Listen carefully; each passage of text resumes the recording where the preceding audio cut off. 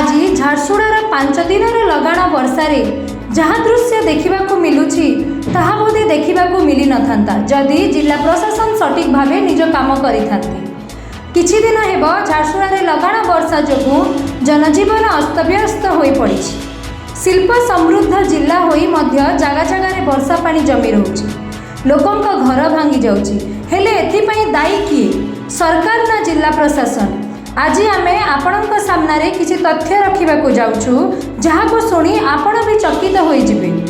घटना हेउछि फेब्रुआरी 3, 2024 जिले में पेवर ब्लॉक्स लगाइबा एक प्रकल्प आरंभ करागला।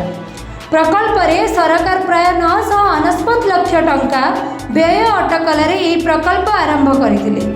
एही पेवर ब्लॉक्स प्रकल्प आरंभ करिवार मूल लक्ष्य थिला जिले में गुरुत्वपूर्ण स्थान मानकरे पानी जमी न रहिबार व्यवस्था करिबा। हेले से प्रकल्प एभली भावे विफल होईछि जे जेउ जगह यथा बस स्टैंड, हॉस्पिटल एवं किछि मुख्य रास्ता कड़े लगा जाइतबाई पेवर ब्लॉक्स पानी निर्गत करि पारु नाही। एही प्रकल्प समय रे जेई खोद एही प्रकल्पर प्रतिदिन तदारक करथिले।